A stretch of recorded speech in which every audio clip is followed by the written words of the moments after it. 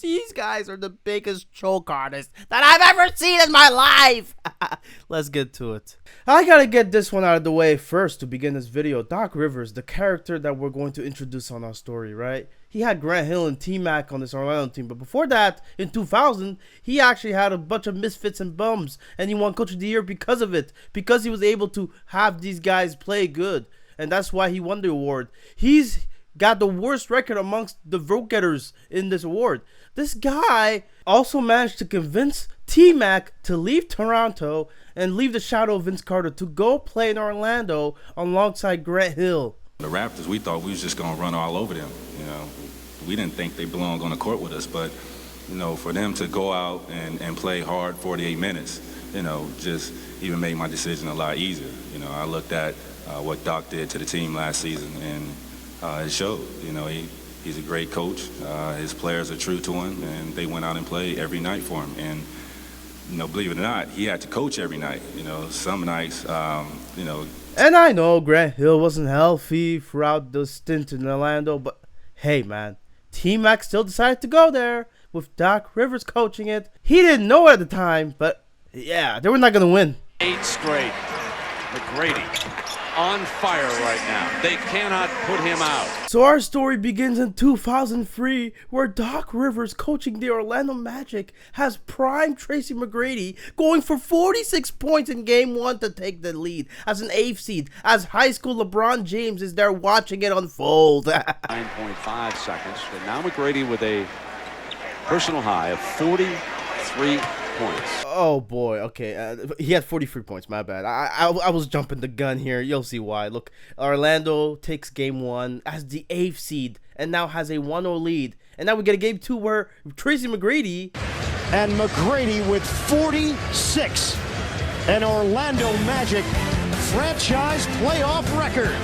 And despite this, they still lost Game 2. How do you lose with this dude going for 46? I mean, you look, Game 3 was a different story. It's at Orlando, and Tracy McGrady wasn't scoring as much, but the others. Shot clock.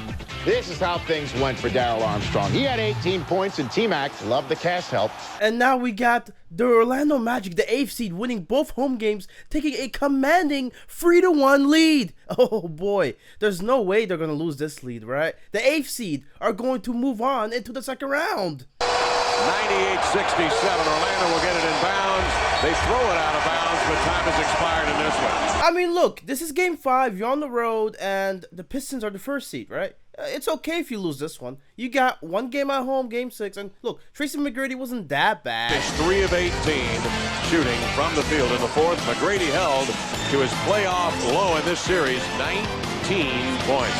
I spoke too soon. Okay, Tracy, just play better, right? Score 28, look, 3 of 16 from the line, that's good. But think about it, the history that this Magic team is trying to make. It's rare to see this. Again, the big picture. Orlando, the 8th seed, won Game 1, changed the tenor of this series, now trying to become the 3rd team ever as an 8th seed to beat a 1 in the opening round. But you just got to win Game 6, okay? You're in Orlando, you're at home. This is a prime opportunity to take the game, and you lost. Look, I know there's a Game 7, but you're playing on the road again, and this is the number 1 seed Pistons that's been good at home. Look, it's going to be a different type of game. The home team has won 82% of the Game 7s up to this point. It's not going to be an easy game for you. Here by the Pistons, Curry was the last man out here. Everybody else was in the locker room. He was working on his three-point shot, and Rip Hamilton is simply on fire. The Magic, they never really had a chance, didn't they? Give it up, give it up. Cross court. Curry says, take it home. Yes! But rest assured, you're an 8th seed. You weren't even supposed to get this far. The Detroit Pistons are just a better team.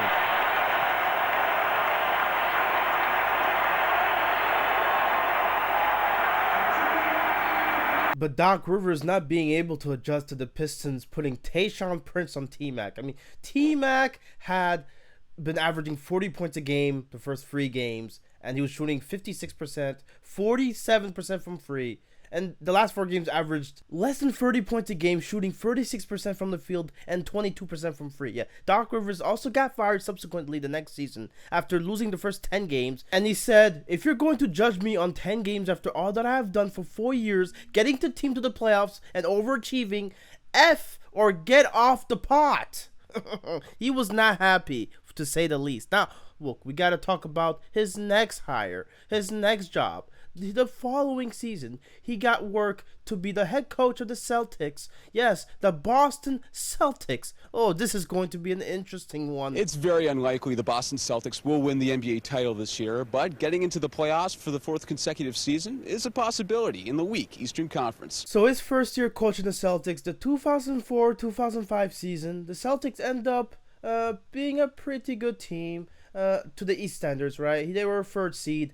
And they would go and play against the Pacers team, the same Pacers team that was in the brawl at the Palace against Detroit. Yeah, this was a tough one.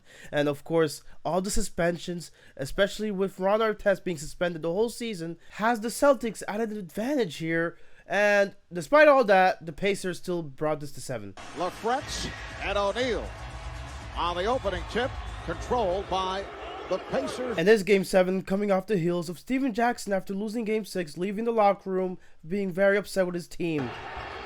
There's Jackson for 3. He's on fire. Steven Jackson with his 3rd from downtown. The home team has won just twice. 3 of the games were blowouts. Here's Jackson for 3. Because after being 1 of 6 from free-point line in Game 6, he went and shot 5 for 6 from the free-point line in the Game 7. The Celtics had no answer for him, and quite frankly, they just looked bad. While the Indiana Pacers will advance to the Eastern Conference semifinals to face the Detroit Pistons. This would be the 2nd worst home loss in the Game 7 in playoff history, okay?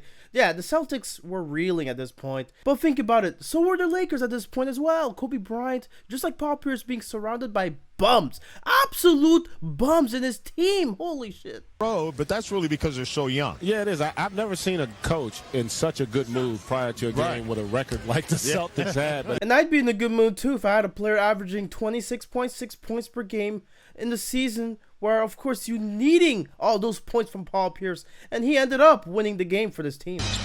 Pierce loses the handle. Again, shot clock is now at 5. Pierce has to let it go. That's a superstar play right there. And Paul Pierce holding his own against Kobe, who actually ended up scoring 40 in this game, and of course tied up the game at 111 with the Celtics now 15 seconds left to draw something, to do something, to win this game at LA. At this point, Paul Pierce had to do something, right? Come on. Kobe Bryant guarding Paul Pierce. They spread the floor. Pierce looks to go and gets fouled by Kobe Bryant from behind. So Paul Pierce with a bum team playing against another superstar with a bum team, and he beats him in this game. Kobe trying to get a game winner off, and he misses. And you have Doc Rivers out here pumping his fist, not knowing that the Lakers that year would be the 6th seed, with Kobe averaging over 35 points a game. And the Celtics, they were an 11th seed. They were nowhere near the playoffs at this point. All right, we are underway. And guess what? This is the same Lakers team with the same bums around Kobe, and this time Kobe is torching the Celtics.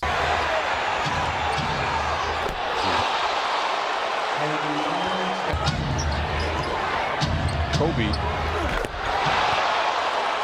3-point. Yeah.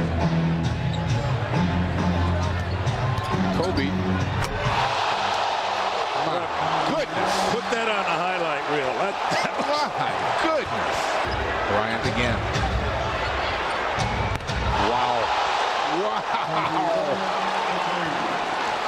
43 for Bryant. The Celtics ended up being the worst team in the East that year in 2007 with a 24-58 record. And this team, coached by Doc Rivers, one of the stinkiest Celtics teams ever. And this came off the heels of one of their legends dying. A giant in the world of sports has died. Celtics legend Red Auerbach died Saturday at 89. Quite simply, Red Auerbach was the Boston Celtics. He was the main reason Danny Ainge even wanted to be a GM for the Celtics. He was directly involved with every Boston championship. This dude basically built the foundation of the franchise. His death seemed to cast a cloud over their season as Boston stumbled to one of their worst records ever. So I guess you could say now the Celtics were embarking on a new era and that drastic measures had to be taken to get Paul Pierce the adequate help he needed to win a championship, right? And this was something that Danny Ainge had actually done a masterful job at. This proposed trade has been agreed to and will occur. Seattle will send Ray Allen to Boston for the number 5 pick. So now we're off of Doc Rivers' tip and we're talking about Danny Ainge because he did a masterful job trading away Wally Szczerbiak, Delonte West, and the number 5 pick that they had for Ray Allen. And that pick was given to Sam Presti, the GM of the Supersonics, who had KD as the number 2 pick at the time. And now they have Kevin Durant and Jeff Green to start off their rebuild. And of course, the OKC Thunder was what the team became, and KD was an instrumental part. But they also got the number 35 pick, the Boston Celtics did, which gave them Glen Davis from LSU. And as if that wasn't enough to satisfy Paul Pierce, yeah, they got another player. Here's the deal. Celtics get the 10-time All-Star in exchange for 5 players and 2 future first-round draft picks. But a new era is underway now in Boston. This was an interesting trade. The prime KG at this point, MVP in 2004 for the Minnesota Timberwolves. And the Timberwolves got back a lot of pieces. And I mean a lot of pieces. Okay, Ryan Gomes and, you got other players, Sebastian Telfair. But you also ended up getting Al Jefferson for KG. An interesting trade for the Timberwolves because he would end up being somewhat of a prominent player for them. But then he would fall out very quickly. They also got the guy that blew the cake. And yes, Gerald Green. Yeah, of course, they ended up getting him. And he was a fun player, right? He's a fun talent. But let's talk about some of the pieces they really got as well. The picks, the 2 future first-round picks they got. Okay, so one of them ended up being Johnny Flynn. Okay, this is sad, particularly because the Timberwolves had 2 picks in the lottery, one next to the other, and they passed up on Curry in those 2 picks. They passed up on... These teams is so dumb. Now, it was clear that the Celtics were building a somewhat balanced big three here, comprised of 3 very capable star players. Paul Pierce being the free level scorer he is, and then KG the generational defender, Ray Allen the marksman, the sharpshooter. Together with the cornerstone of the franchise, Paul Pierce, to give the Celtics a new version of the Big Three. And we gotta talk about Doc Rivers again, because yes, he is the head coach of this team, and of course, there are other coaches that are right there behind him, beside him, whatever you want to say. But you had other coaches right there to help him out. Doc Rivers was the lead head coach. He was the voice, the face of the team at this point as the coach. And you also had Tom Thibodeau right there beside him as the lead assistant. And you would know him later because he would be a great coach, a great head coach himself. And they had different dynamic. I think Doc is more of the good cop, and I would look at Tibbs as more of the bad cop. Doc would, kind of smooth you over, and well, Tibbs, he was always that guy that got on you. You're gonna constantly get into arguments with Ted. He kind of pushed the line with everybody. Now, I'm not an X's and O's guy, but it was pretty obvious, and many people said this, that Tibbs had a large part to play with the defense that this team played at this season. Their defense was a generational level defense. One of the best defenses ever. And this was obviously anchored by Kevin Garnett. And we'll get back to that, okay? Because the Celtics team was rolling. And towards the All-Star break, you would see something. You would see a team that was number 1 in the East. The Celtics arrived at the All-Star break with the league's best record and were well represented in New Orleans. All the big three were there to represent the Boston Celtics for the All-Star weekend. Doc Rivers was actually there to be the head coach of the Eastern Conference team during All-Star weekend. This team was actually a great team. They had the best record in the league. Boston had not only lived up to the hype, they exceeded it with a league best 66 wins, the biggest single-season turnaround in NBA history. So when we think about this team, they went from obviously winning 24 games in 2007 to winning 66 games in 2008. We had never seen a season that sharply contrasted between each other in NBA history. I mean, this is just insane. And you can't credit this mostly to a coaching change or anything. It's the big three. I mean, this is obvious. It is my honor to present you, Kevin Garnett, with the Defensive Player of the Year award. And of course, Danny Ainge also won Executive of the Year for that monumental blockbuster trades that he did for Ray Allen and KG that would propel the Celtics this far into now the NBA Finals. Kobe Bryant and the Lakers, the Celtics and their big three. A championship is at stake. The rebirth of an age-old rivalry, the Celtics versus the Lakers. Who would be sitting at the top with the crown? There's a huge third quarter run by the Celtics, and that leaves the Lakers up by 2. How did Boston get back in this thing? Yeah, let's get to that third quarter, because, yeah, it was interesting to say the least. Pierce to the basket, banks it in. A shout out. Eddie House for 3. That's good. Allen looking for an opening. Eddie House, nice feed to Posey, and the layup. Pretty. Ray Allen to the basket and banks it in. Phil Jackson eventually called a timeout, but even that wouldn't do much. Aim up big, really playing a point guard position then. Pierce to the basket, lots of contact, count it, and a foul. It's the Celtics tonight, who were down by as many as 24. Garnett, the extra pass, House for 3, puts it in. And try to get another foul call. Final seconds, P.J. Brown dunks it with 1.7 remaining, and it's a 2-point game. After being up by 24 in the middle of the third quarter, now you have the Celtics in the beginning of the fourth tying the game. Not just that, winning the game during the fourth. And yeah, at this point, the Lakers were in trouble, down 3-1. The Celtics turn in one of the great comebacks in NBA playoff history. And now the Lakers, after winning Game 5, of course, they had to go to Boston to try to win another game on Boston soil. This was not looking good. It was not looking good for the Lakers at all. It's one of the all-time blowouts in NBA Finals history. It has to be one of the most impressive performances in Finals history. The Celtics were having such an easy time in this Game 6 that you would think KG, Paul Pierce, and Ray Allen would be out by now. And you, as the assistant coach, come over to him and say, basically, we can sub our guys out now. We're up 35. You know, the game is over. And Doc Rivers says that he told you, not as long as that guy's on the floor. If Kobe Bryant is on the floor, I'm not taking my guys out because the game is not over. Is that a true story? It is.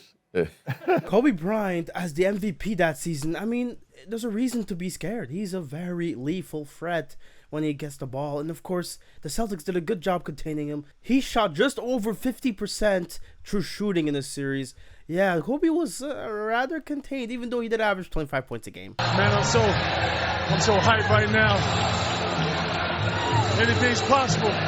Anything's possible! And at this point, we're going to now start to introduce our next character, James Harden, out of Arizona State, and he was actually putting him numbers. How is KG's injury going to hurt the Boston Celtics? It's going to hurt the Boston Celtics in a lot of ways. But before that, we got to talk about the Celtics in 2009. At this point, yeah, you could see their home record during the 2008 playoffs. That's really where they won most of their games. They're not a good road team in the playoffs. And with KG now hurt, you'd think, look, how good will they be at home, even with the Celtics team now missing their anchor on defense? They were 3-9 on the road last year in the playoffs. Home court would be huge for the Celtics. And without KG for a period of time, they may drop to the 2nd seed behind the Cleveland Cavaliers or even the 3rd seed behind the Orlando Magic. Big time uphill battle for a team that has really not established depth. And that's unfortunate because the Celtics, I mean, you would want to have home court. Without your anchor defensively on the road, you're probably going to suffer a lot more than you think. Jalen, what worries you the most about Kevin Garnett's injury? That it was a non-contact injury. And at this point, you are starting to get worried about the future of this big free core. I mean, if KG keeps getting hurt like this, you wonder how many more years this team has left. Their window is closing. I mean, oh boy. Garnett returned to the court, couldn't play more than 20 minutes a game, and now he's shut down again. And the rehab process was not going as smoothly as the Celtics wanted it to go. At this point, he was shut down for at least 4 games. They were trying to be cautious with KG. You know, going into the postseason, he's just not going to be 100%. He's got a bad knee, and it's not getting better. And they're just going to have to do what they can with Kevin Garnett at less than 100%. And you can see here the rankings, the standings in the Eastern Conference. The Celtics, they don't have home court right now in the second round. And that's not a good look. You need those home games so that you can have an advantage at least on the team that you're playing. Orlando Magic, they're a good team, man. They really are. Turkoglu Nice fake. It counts on the foul. And at this point, the Celtics actually did get home court, and they're playing the Magic, and they're losing by 14 in a Game 5, a pivotal Game 5 that will give them the lead in the series that was tied 2-2 right now. And the Celtics actually push it to 10 points now, and they make a run. The Celtics make a run to try to grab this 3-2 lead. Davis, yes. Good job by Turkoglu. Davis on the fake. Davis, yes. Rondo with a backdoor pass. Pierce. Pierce had it knocked away, recovered by Allen. Allen for Perkins. And he scores. Lead. Ray Allen time. Allen scores for 3. And as soon as they had the lead, they never gave it back. The Celtics won Game 5, and now they're up 3-2. Now, fast forward to Game 6, Paul Pierce with 6 straight points himself to get the lead in the Celtics. And now the Magic having to come back on their own. What happened to Ray Allen's shot? Well, anytime you're a shooter like Ray Allen, unfortunately you have nights like this. You go 0 for 7 from 3-point range. With KG not playing, of course this team is weaker. But at the same time, they were up 3-2 now. They have to play Game 7 at home to win it. Game 7, Orlando, Boston, Sunday, ABC, and the winner is... the Boston Celtics. I'm going with the home court. And this time the players like Ray Allen, they played well, right, on offense, but the team defensively was out of whack, out of sorts, with Stephen Gundy adjusting. The MVP of this game for the Magic was Hedo Turkoglu. He ran the show. Yes, and he's 6'10", people. Who knew that in 2009, Stephen Gundy would outcoach Doc Rivers in the playoff series, and all it took was to put the ball in Turkoglu's hands, basically rendering him as the point guard, and he was facilitating, he was making his shots. He had 25, 12 assists, 6 rebounds, and he also was an efficient shooter as well. Yeah, that's gotta hurt you, Doc Rivers. And Orlando, one of those modern teams that have shooters to space the floor, they shot 61% against the Celtics in that Game 7. In the history of Game 7s, 2 of the highest three-point shooting teams played against Doc Rivers' Celtics. That tells you that Doc Rivers has a difficult time adjusting when guys are able to get easy looks shooting the three-pointer. The Oklahoma City Thunder select James Harden of Arizona State University. Now, we sort of teased this, James Harden coming out of Arizona State. He was a 3rd pick for the Oklahoma City Thunder, the same team that had Kevin Durant and Jeff Green from that Seattle trade, of course. And now, the Celtics were in the finals in 2010. Perkins tied up, gets it into the hands of Rondo. They only have 2 to get it over. And they're good timeout by Doc Rivers. Let's see that old Marquette speed, Doc Rivers. Oh, yes. Interesting timeout call. Very smart, actually. Noticing Rondo was gonna actually be called for the 8-second violation. But in Game 4, the Lakers now having a 2-1 lead. Kobe Bryant shooting and making 3 straight threes to end the 3rd quarter. And yeah, Glen Davis, known for crying on the bench and being called multiple disparaging names, he was big in the 4th quarter for this Celtics team. Robinson inside Davis. Davis, back shot, gets it to go again. Coach, that's good offense. That's being patient, a lot of ball movement and man movement. And look, they're getting stuff right in the paint. Hey, yo! Come on, Jeff. Are you serious? On the drive, Tony Allen. Davis, the rebound, banks it in, and a foul. At this point, if it wasn't clear by the language used, this is graphic stuff here. Davis proceeds to slobber all over himself, and this 4th quarter, he would proceed to dominate. Not just that, he would obliterate the Lakers on the rebounds and just putbacks all over. And you know what babies do, no question about it. Big babies drool. Oh my goodness. Mark Jackson at it again. His one-liners always gotta be the funniest shit. Now, Kobe Bryant in Game 5, he was on one, actually scored 38 points in the series. Dwayne Wade cannot believe what he's seeing. Kobe Bryant just out there manhandling the Celtics. And despite that, the Celtics were still leading. They were still winning the game. Bryant got a quick rest at the end of the 3rd.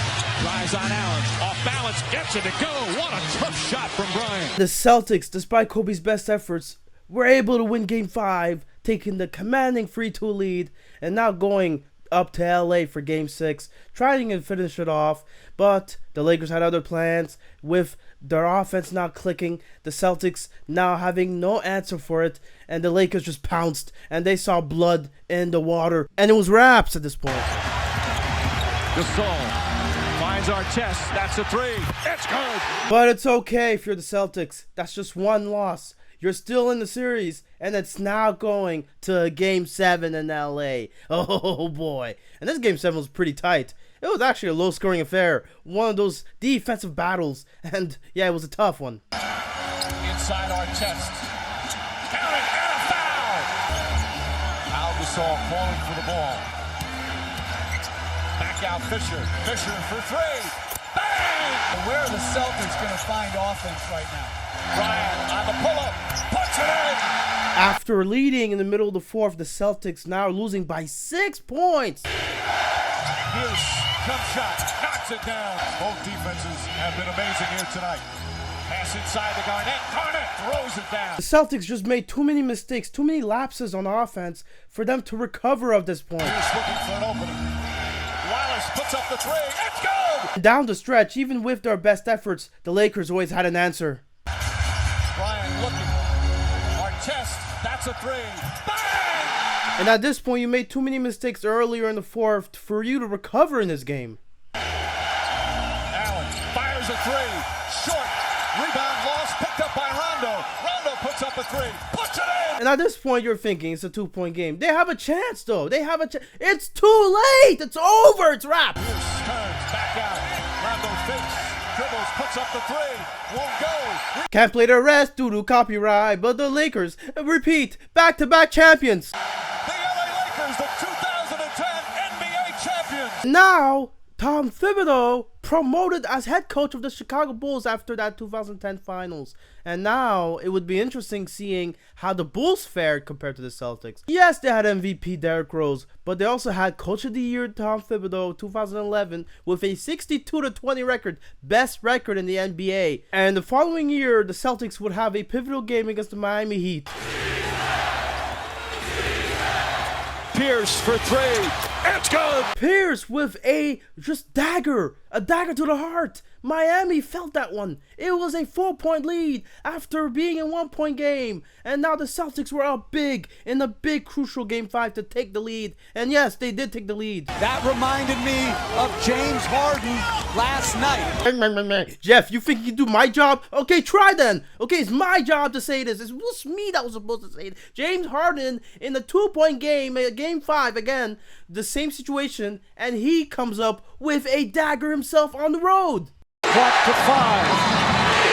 Harden for three, yes! And the OKC Thunder, thanks to that heroic shot, are now up 3-2 against the Spurs. And yes, they would end up winning this game and winning the series as well. It's Game 6 of the Eastern Conference Finals between the Celtics. But the Celtics had to fare against a beast of a LeBron James who went up in Boston and just came in and held nothing back. He came in on a mission. This dude had his legacy on the line, and he was ready. James for three. Puts it in. Petrus on James. James spins, trying to draw some contact. Overs with the first quarter story. LeBron James coming out early. After one here in game, everything. He's 8 for 9 from the field. 18 points. Big guys gives them double-figure game. James tries again and puts it in again. 9 for 10 from the field. And the worst part was seeing that blank face after every shot. Bosh down low against Ray Allen. Turns, little jump hook, won't go. James! Turnovers. Rondo's tried to make some extra special passes. I've never seen a more focused, a more driven, a more scary man than this. Falling away, gets that to go. Pass inside, deflected. Rondo trying to poke it away, and James jab steps on Petrus. Now the jump shot. That's been going. Crowd back into it again. And I'm not a fan of how they're playing right now offensively. James for three. I mean, what could you do? He was at the peak of his powers, and people tell me that Cleveland LeBron was better? James turnaround jumper drills it, and this has been one impressive dominant performance. James flips it up left-handed, banks it in. He's got 45. He looked and played like an assassin, a mercenary, a man on a mission. This dude knew he had his legacy on the line. If he lost this series, after going out sorry in 2011, he could never show his face. As the Heat force a Game 7. The Eastern Conference Finals all tied at the first player since Wilt to have a 45-15-5 game in the playoffs. I mean, this was just insane. LeBron on a tear, and as if the Celtics weren't in enough trouble here. As the Miami Heat with a dominant blowout performance here in the Celtics. I am convinced this person who spilled the drink lost the series for the Celtics. I am convinced that he should be hanged by the Celtics themselves. But look, I'm not going to say too much. All I know is LeBron came in and... Nice pass inside. By Ray Allen, his third steal. Rondo sidestep blocked by James. Oh, that's just cruel. Cruel. James drives, the floater inside. Rebound, Petrus goes over Chalmers to get it stolen by James. Here comes James, lobs to Wade. Back to James. Throws it away. Chalmers telling James to go. He does. Lays it in with the left hand. But the Celtics have been in the game throughout, and they actually led. Bosh, 14 points, 5 boards. James on the drive to the rim. Foul, count it, and one. And what did I say about a Celtics team coached by Doc Rivers that had a fourth quarter lead in the pivotal game? They make too many mistakes. Rebound to go with 20 points. Drives to the lane. One. James on the drive. Bosh hits a three. James looking. Drives. Bank shot. It's good. James fires a three. Bang! And I know you could chalk this one up to LeBron being dominant throughout the last 2 games. It's not like Doc Rivers would let another star player do the very same thing, right? Missed the last time out. He has played the entire game. He would have played the entire game in Game 6 if it wasn't a blowout.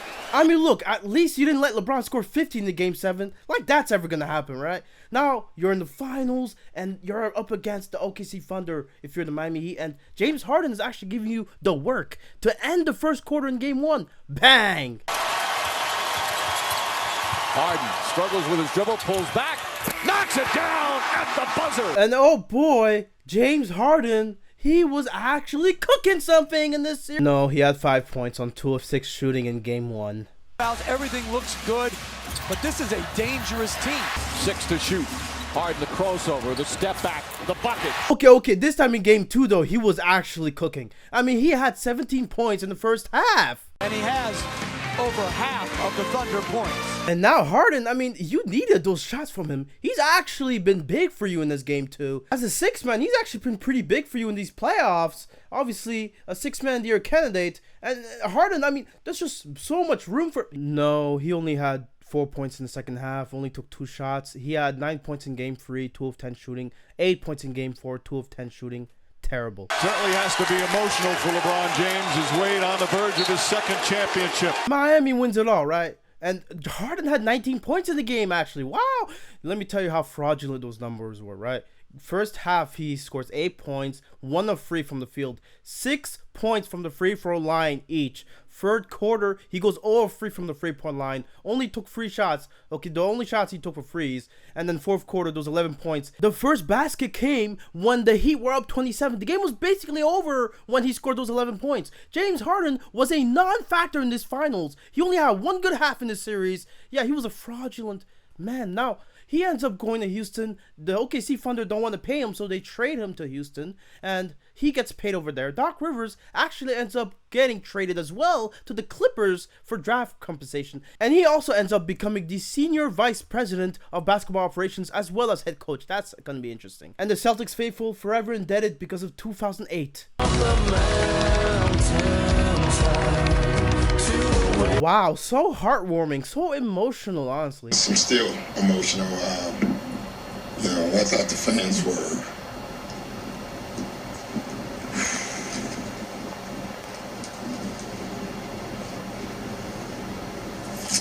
It was just a really nice day.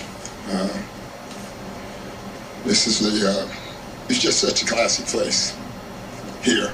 Look, he already criticized him a lot for the lack of adjustments in big games, but he did give them a championship. He was the head coach when they won that championship. The lead man in the coaching staff. That's credit that's supposed to be given to him. You have to give him his flowers. Now, Doc Rivers wearing his GM hat picks up Glen Davis from the Orlando Magic, who's now a Clipper playing for Doc Rivers once again. And they would be in a pivotal playoff game in 2014 against the Thunder, and they were up. Paul with the jumper. Yes! Clutch play by Chris Paul, and I want you to take note at the lead. Less than 50 seconds left, and they're up 7. Here's Durant for 3. As he was going to put it up. Here's Crawford on the drive. Crawford, the run. Paul is back. Durant scores. 2.8 to the Paul had it knocked away by Westbrook. The steal leads to this. Jackson. I want you to take note of what just happened, okay? They're up 7 points. KD puts up a free to make it a 4-point game with 43 seconds. The Clippers end up burning 20 seconds plus on the shot clock to put this random ass floater up by Jamal Crawford. And then KD fast break 2 points to make it a 2-point game. And now Chris Paul gets the ball and the disaster happens. Oh boy. Forces the turnover, a meltdown here for the Clippers. 11 seconds left and Doc Rivers is just confused. He's dazed. He's completely lost. The Clippers, they're still up 2 at this point. Last 28 seconds. Down by 2, Westbrook for the lead. And I know, it's not Doc Rivers fouling Westbrook right there. And it's not Doc Rivers turning the ball over and just making reckless plays. But Westbrook here, an 82% free throw shooter for his career, you cannot foul him at this point. You cannot let him have free throws to win the game. He only had to shoot 1 more free throw to win. This for the lead. Down to 2, trying to get it down low. And that's the play that Doc Rivers runs after a timeout? Are you serious? Man, get out of here. Now, we got to talk about the next character of our story, Joel Embiid. The Philadelphia 76ers select Joel Embiid from Yaoundé, Cameroon. I've already spoken a bit about him in the Ben Simmons video, but I have to go a bit deeper. Okay, he was actually supposed to be a #1 pick, but because of injuries that hindered his chances, and so he was selected at 3rd. Doc Rivers, let's get back to him now, because he ends up saying about Big Baby Davis that he lost weight, but that you wouldn't notice it because it looked like he was throwing a deck of chairs off of Queen Mary. That is brutal, Doc. He cannot be saying that about your players. And no, Glen Davis, we all know how sensitive he can be, and he was actually having a pretty good season for them. Foul. He's starting to learn how to use that girth. Okay, bro. Are we doing this again? Now, look, let's get to the 2015 playoffs now. Just put his Clippers up by 1. Paul, 24 points. 3 of the 3 from the stripe. In the pivotal Game 7 against the Spurs, the defending champions, Paul puts up free throws to make it a 2-point game at this point. Marco Bellinelli, this is a pass inside for Duncan. Knocked away by Barnes, and a foul. And Steve Ballmer, new owner, nervous as ever, as Tim Duncan now has to make both free throws to tie the game, and he's a pretty good shooter. Timeouts, 1 for the Clippers, no fouls to go. There's now less than 10 seconds left in the game, and Chris Paul, what can you do for us, man? Green, and Paul, and he got it! A Doc Rivers team becoming clutch. We're in the end game, folks. Got Jordan in front of him, inside, Leonard knocked away Barnes! The defending champions have fallen! Big time shot by Chris Paul. Big time win from the Clippers. The Los Angeles Clippers are 2 games away from their very first Western Conference Final. And this is as good as the Clippers have ever looked in the playoffs. And that's despite the Houston Rockets giving them trouble early. Jordan, and they're playing hack a DeAndre. Josh Smith fouls DeAndre Jordan. Jordan would go 7 of 14 from the free throw line in the quarter and would then be pulled for the game. And dude actually broke a record for most free throws attempted in the single half. It's 33-30. But Austin Rivers, he's been a solution for the Clippers. Oh, Doc Rivers wearing his GM hat, recruiting his son to play for him. Interesting. Now, the Lob City Clippers were actually lobbing, dunking, just blowing out the Houston Rockets, frustrating Dwight Howard, getting him ejected in this game. They're now 1 game from the Western Conference Finals. They win this one 128-95. Now the Houston Rockets have their backs against the wall, and of course, that means that they have to win or else they go home and are eliminated. 16-4 run by the Houston Rockets. Oh yeah, James Harden is actually playing for the Houston Rockets, and he was actually lobbing it up for Capella to dunk this one in. And Harden begins to make a move with 15 points and 6 rebounds. Into JJ. Got it, closing out the second quarter on a 15-2 run. This Houston team, led by James Harden, I mean, they were just lethal. They were giving them frees. They were giving them everything they got. It's Jason Terry. Rebound by Harden. There's the triple-double there for Harden. 23, 10, and 10. Whoa. That's a Game 5 loss on the road after leading 3-1. Doc Rivers, we've heard this story before. Kevin McHale actually coaching this Rockets team pretty well in this game. And they're down by as much as 19 points in the middle of the third quarter in Game 6. The Rockets can put up a strong minute here. Jones, a big three in the air, and he got that. We gotta talk about this Houston team, man. They were a mixed bag of young talent and old veterans. This elimination game, Rockets trying to stay alive. Ariza the three. It was mostly the veterans coming in playing alongside Harden and Dwight Howard. Trevor Ariza was there, Corey Brewer. You had also Jason Terry. Going right to Brewer, knocks down the three. Brewer on the drive, got it to go. Performer. Overplay by Smith. It's a turnover. Oh, now how can I forget Josh Smith? This dude. 9-point game. Now Smith will take the three. And Josh Smith for back-to-back. Smith on the drive. He's feeling it in the play. It's 5-on-4. It is Brewer. Houston for the lead. It is Brewer for three. This nervous noise. Jason Terry hit the shot. I mean, my goodness. This team, this Rockets team looked different. They had a fire under them. An incredible 34-point swing in this one. And what's funny is James Harden was actually the reason they were losing that game. He had to be subbed out in the third quarter after shooting 5 of 20 from the field. He was actually such a negative that just putting Corey Brewer in the game actually helped out. And the Clippers, I mean, Doc Rivers coaching this team, they were not ready for that adjustment of, you know, Kevin McHale subbing out Harden, and they were not ready for that. And Game 7 comes in, and Harden's actually playing better in this game.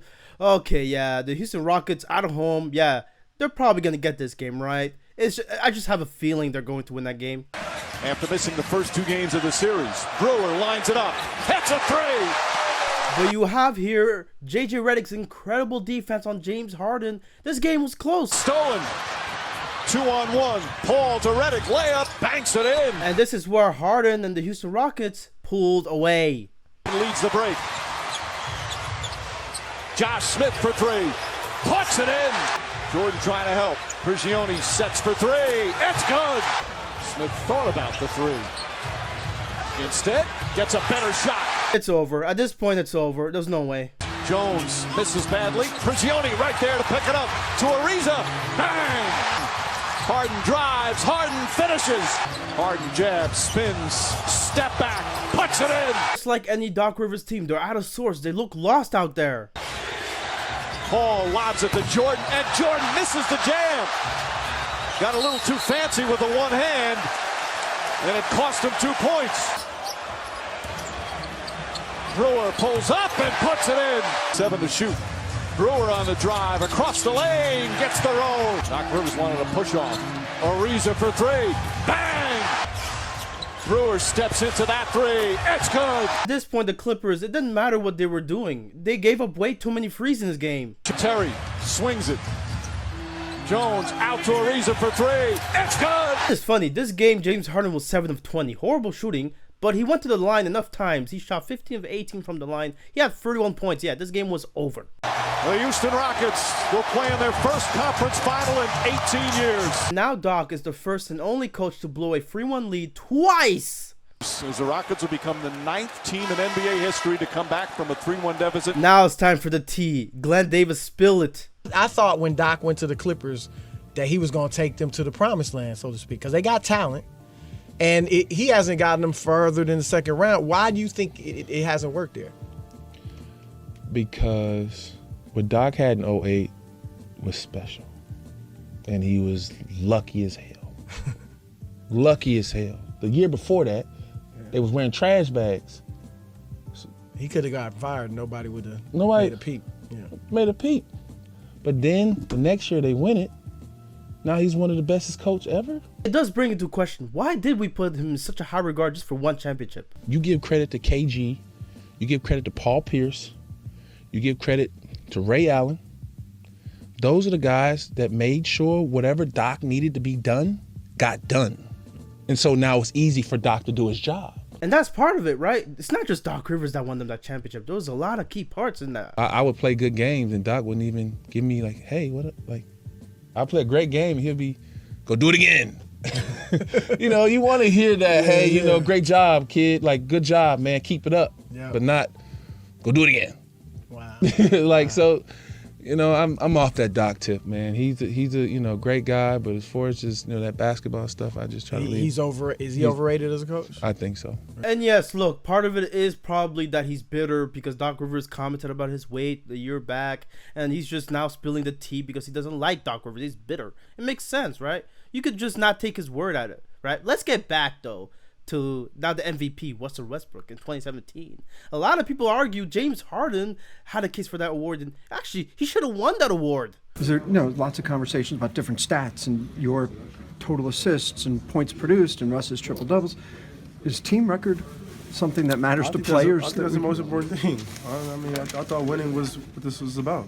Period. So I'm not going to get into depth with all that, but I thought winning was the most important thing. And you know, if you set your team up in a position to, you know, have a chance at the ultimate goal, then that's the most important thing. James Harden, having the better team, beat Russell Westbrook in the playoff series that they played in that same season. And now Houston was actually playing a good game, a pivotal game against San Antonio. Under 4, Aldridge defends. They'll drive and feed. It's a Gordon 3. Good, he caught it! After regaining the lead and momentum, 5 points, the San Antonio responds with a 3-pointer of their own. Manu Ginobili with a nice pass outlet to Aldridge, and it's now a tie game. Harden puts up his first free throw and makes both. By Aldridge, goes on Capella. Shot clock at 5, the scoop of the score! And now San Antonio actually has a chance to win the game. They don't have pressure. They could win this game right now. Mills, lot of time. Oh! After the buzzer, it doesn't count. Now, Harden in OT, he would pass it out, facilitate, and it was a back and forth game. The Spurs and the Rockets were just exchanging shots and frees and all that stuff. Points with Harden driving the other way. Ariza, corner 3 is up and down. Ginobili on top, Green drives on Harden, takes it inside. Danny Green.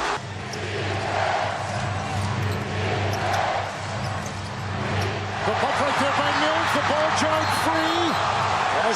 Why in the world, down free, why does James Harden not have the ball at this point? What is going on in overtime that led them to do this play? Aaron Gordon should not have the ball. Aaron Gordon should give it to James Harden. Right there, James Harden has the ball. Let's see if he wins it. Here's Harden. Ginobili's on him. He's got, what a play by Ginobili!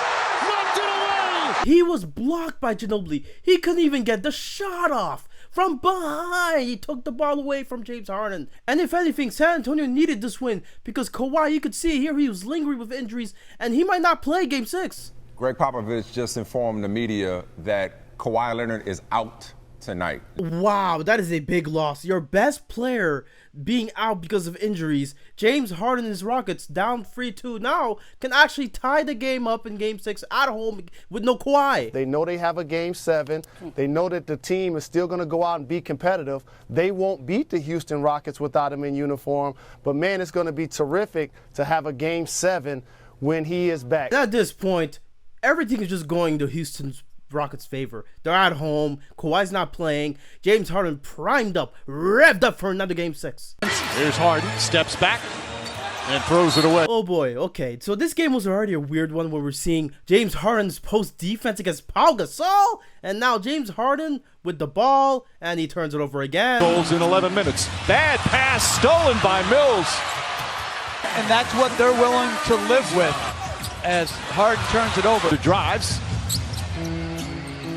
And they're starting Ryan Anderson this half. This was one of the weirdest games I've ever seen from a player of his caliber. The switch. Harden finds some room. 3-pointer. Field goal. Anderson deflects it from Harden. Gets it back and lost it again. Harden drives, layup, missed it. And the Rockets fans, they knew this game was wraps. The series was wraps. They couldn't even win a game with no Kawhi. Not just that, they're getting blown out. James Harden missing easy layups, missing free pointers. Why is he even shooting that? He had 10 points on 2 of 11 shooting with 6 turnovers. Oh, he had 7 assists. He was a negative in this game. Now we got Austin Rivers talking back to Glen Davis, responding to what he had to say. We've had Big Baby Davis on the show, and he said that you're being, obviously, the coach's son has caused some resentment in the Clippers locker room. Have you felt much of that? That's a bunch of BS. That's just baby talking outside of his neck. Interesting response from Austin Rivers. He's saying it's BS, but you can't help but think why. Whatever he has between him and my pops, my pops said the jokes about his weight and stuff like that, but it was hard. Let me ask you something. If someone is constantly out of shape, late, don't remember plays, how the hell are you supposed to play? Oh my gosh, he cooked him. He cooked him on national TV. And now Glen Davis forced to respond to this atrocity. I'm in Hawaii, minding my own business. And I look on Undisputed and I see old punk-ass Austin Rivers talking shit. Come on, man. Yeah, I might have been overweight a little bit. Probably late for 1 or 2 practices. Come on, man. Don't know the plays? Come on, bro. You're lying now, bro. Now you're fucking lying. Come on now, man. Now that's a fucking lie. He calls it out, man. He calls Austin Rivers out. And he's just, quite frankly, sticking to his guns here. Second of all, your father gave you your money. How can you, don't say shit to me. Your father gave you your money. You ain't worked for it, motherfucker. Type of shit. But I was there. I seen you at practice. You didn't give a fuck thinking you all that wearing them tight-ass pants. And, your father gave you all that money so you can go wear those tight-ass pants. But keep your fucking mouth closed, man. Shut up, man. You're a fucking bum who's been given the world. Shut up. And now we get to Embiid, who sadly got hurt on this play right here. Oh, boy. Hala Abdulami. Yours truly marks him off here at NBC Sports Philadelphia. Oh, right there. You could see it here. It's not perfect, but you could see Markelle Fultz's shoulder hitting Embiid in the eye. And Embiid will actually suffer a orbital fracture in his eye and would actually miss the first 2 games of the playoffs. But he would come back quickly and actually play good in the first couple of games in the playoffs. And then the Celtics came in and actually demolished the Sixers. Who's going to take the big shot? Tatum, and Tatum scores! To their big man, their all-star center, Embiid, backing down Baines. No, Embiid's got it, and it's stripped by Rozier. And people will say this was Embiid's first year in the playoffs. This was Ben Simmons as a rookie. Well, the Boston Celtics also had Tatum as a rookie and Jaylen Brown as a sophomore. Not just that, but they were missing Kyrie Irving, Gordon Hayward, and wow, the Celtics win in 5. I mean, this is not a good look, but you know what? Let's move on, folks. And now in 2018, the Western Conference Finals between the Harden-led Houston Rockets and the KD Steph Warriors. Oh my. Paul has to force one. This game had a lot of things. Chris Paul shimmying on Steph Curry. And then the Warriors also playing pretty good themselves, man. In the lead, Paul gets into the lead, blocked. But sadly, Chris Paul ended up tearing his hamstring. You could see it here. No, he's not going to come off the court, but he is hurt right now, limping, walking gingerly and slowly. And Chris Paul here, you could tell, man, he's been injury prone these last few years in his career. It's not him quitting on his team or anything. He actually was hurt. He couldn't play. This is a pivotal game that Houston actually ended up winning, by the way. So they're up 3-2 against the, the horrifically powerful Warriors. First time this postseason that the Warriors have lost consecutive games. And even though Houston doesn't have Chris Paul for Game 6, and, Oracle Arena is a tough place to play in, Houston was leading by 12 points to almost end the half. And James Harden had actually a pretty good stat line of 20 points, 6 assists, and 4 rebounds. Harden, a terrific first half, 22 points at all. Durant puts the speed on, whipping by Harden. Capella had lost it, able to get it to Curry, over to Thompson for 3. There it is. Went behind the back found Looney, back to Curry for three. And just like that, in less than 3 minutes, they're back in the lead. This team is so dangerous. Grant gives it back. Just under 3 to go in the third. Here's Curry. Curry over Gordon. Yes! Harden shoots for three, and it is deflected short. Green quickly to the front court. Gets it to Thompson for three. I mean, just nothing you can do once this team gets on fire. The first time has not played much in the playoffs, appearing in just 6 games. Oh, the moves by Curry. Curry scored 5 to 18. Thompson for third. Yes. And this game would end up being a blowout. A 29-point game? Are you serious? And game 7, Harden was actually playing good. Harden with the lead for Capella. Oh, back tap. It's kept alive by Glen. Oh, his pass stolen by Harden. Harden with the stop. Now it really looked like the Houston Rockets were going to win this series, even without Chris Paul. And James Harden, I know he got fouled there, but you got to stop taking these crazy shots, bro. Harden pulls it up. Thompson playing with the 3 fouls. Went behind the back for Capella. What a play! Now that's how you play basketball if you're James Harden. He missed that one. Look, he's missing his shots, but he's getting inside the paint. Nice move here to cross step. Oh, wow. Curry, yes. On the drive as Capella behind him. And hits. Anderson jumps out on a switch. Here is Curry laying it home. Curry gets the hop. Oh boy, now the Warriors are leading by 3, and the Houston Rockets cannot get a 3-pointer in their life. They're missing so many shots. State doing it here in the third as Harden comes up short. Ariza for 3. Cannot find the range. Is there a point, Reggie, where you stop shooting? The Houston Rockets actually ended up missing a record 27 straight 3-pointers in Game 7. This is crazy. And Kevin Durant just having his way, and at this point it was over. James Harden actually missing 11 of his 13 3-pointers in that game. Interesting. Now, he does end up winning the MVP, his first MVP in this league. Interesting stuff. Everybody's been waiting to hear your playing stats for tomorrow. What can you tell us? I have no idea.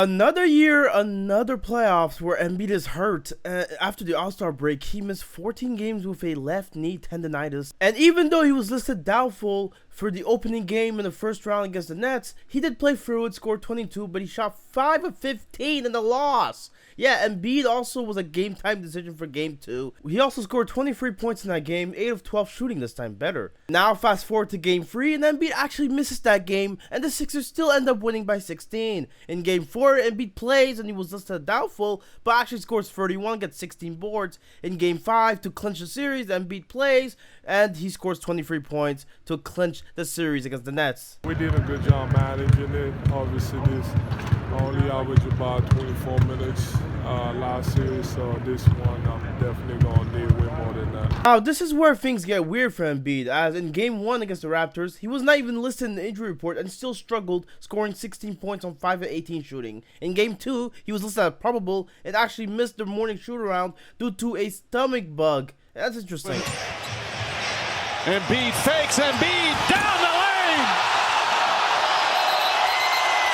Embiid, after struggling in Game 2 with only scoring 12 points, goes for 33 and 5 blocks in Game 3. Jimmy Butler also leading the way. Joe, shoot it. Shoot the 3. Shoot it. That's why you shoot it. It was clear that Butler, not Embiid, not Simmons, was the leader. Take us home. Take us home, man. But just before Game 4, Brett Brown has some terrible news. I got a text from him at 6:20 a.m. this morning telling me like he didn't sleep all night. He'd really never felt this poorly, and he was unsure, Coach, if I'm going to play. I just want to give you a heads up. I'll try, but I don't know. Now, this game was a very important one, okay? If the Sixers won this one, they would take a 3-1 lead. Nice flare to the corner by Redick. Got the 3 ball. See, that Embiid switches. Fires a long one. Nothing but net. But sadly for Embiid, this was one of his worst games, scoring only 11 points, shooting 2 of 7 from the field. Yeah, it was just a bad game overall, and the Sixers end up losing the game, and it's a tied series. The eye test, it looked like something was bothering you tonight. Can you talk about that a little bit? Yeah, man. I don't know. I didn't have a good night. Been slick. Just throwing up. Guess I need an IV at 6 in the morning. So yeah. But try to play and try to get the win. Obviously, it wasn't enough. And in Game 5, Embiid wasn't so good either. Oh boy. 122 points a game coming into this series. They've only broken 100 once in this series. Actually, the whole Sixers team was not good. I mean, they lost by 36 points. The Sixers were bad as a whole, but Joel Embiid, who is apparently dealing with an upper respiratory infection, was a non-factor. 13 points on just 5 of 10 shooting, 6 rebounds. Unbelievable. And it's sad because Jimmy Butler, being the leader he is, he has to stick up for his dude. He has to speak up and say, look, we're gonna ride through him. Just a complete non-factor. Despite the lack of production, though, Jimmy Butler stood by his teammate after the loss, saying, we're going to ride or die with big fella. Everybody around this locker room knows that. Everybody in the world should know it. The fans should know it. We'll be just fine. And honestly, there's not a lot of good things you can take away from this series from Embiid. Embiid's not looking so good right now. But he's been flat out awful in 4 of the games. Now, in the one game he got off, like Drake just alluded to, he did a lot of front running. I broke this down on NBA Countdown. He made 9 baskets that game, Greeny. He celebrated after 5 of them. And it's not just about his maturity level or whatnot. It's about, moving forward, the type of leader he can be. But not just that, how you play in the playoffs matter. You can't just come up in the regular season and then come short in the playoffs. You can't have your all-NBA performer not show up in the biggest games of the year. Listen, Joel Embiid is a guy who, before this season began, in full, exposing myself here, I picked him to be the MVP of the league because I thought he was ready to take that next step. But from a maturity standpoint, whenever things go badly, he's got a lot to complain about. When he's not getting the ball enough, he's got a lot to complain about. When things are going well, to your point, he's dancing and he's having a very good time. Is that a guy, that personality, a guy you can build a championship team around? That personality is a guy you can build a team around, but the fact that he's not always available makes me feel like you can't necessarily build around him. And you gotta call a spade, man. This pairing with Embiid and Simmons is already looking tricky. I mean, Simmons, he's just not good either. Like, wow. If the process is ever going to get to its ultimate destination, which is a championship, is Ben Simmons going to be the point guard on that team? No. I feel like if you're going to decide to build around Joel Embiid, that means trading Ben Simmons. Ben Simmons won't shoot the ball outside of the paint, and he can't make free throws. When the playoffs come and the game slows down, you want Joel Embiid in the post, not at the three-point line.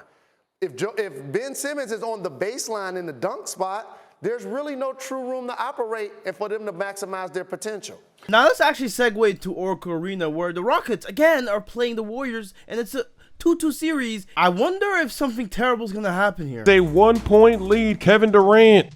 He's actually going to leave the game with an injury, a non-contact injury. And this one is tricky. You see him landing but not touching anybody, and it's like, now you're worried for Kevin Durant's sake. But the Warriors, you're still playing a Rockets team that's pretty good and pretty capable of beating you without KD now. And it's like, fortunately for you, you win Game 5. But now, what does this mean for you going into Game 6? Curry, he came clutch in the second half with 20 points. But can you do this again? Can the Warriors win a championship without Durant? No, not this year. No way. I don't see it. I don't see them beating Milwaukee without Kevin Durant. No way. I don't believe that. And a matter of fact, I don't see them getting out of this series against Houston. Oh, wow. So you're saying that there's no chance? James Harden and CP3, they have never been under more pressure in their careers than they are over these next 2 games.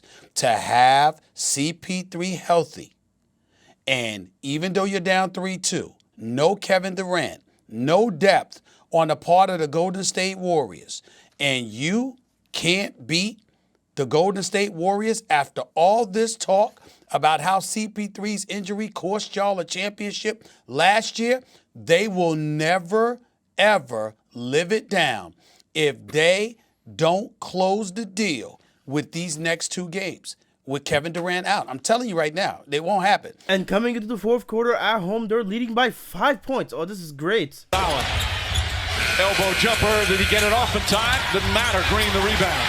Now look, the Houston Rockets now have the ball, and Chris Paul actually making a basket. It's a 7-point game. Warriors come back with a 3-pointer though. It's still a 4-point game, and Curry lays it in. It's back to a 2-point game. Then Chris Paul with a first basket here, clutch. It's Sean Livingston with his patented mid-range. Gordon responds again. Curry long distance. That's a 3.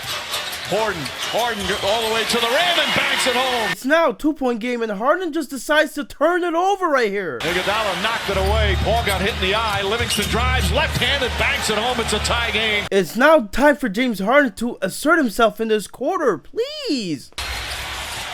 Harden makes his move, floats it up and in. But Steph Curry, he ties it up once again. Now it's 97 apiece, and Chris Paul here trying to take the lead, misses the shot. Eric Gordon again, take the lead. Nope, misses a shot.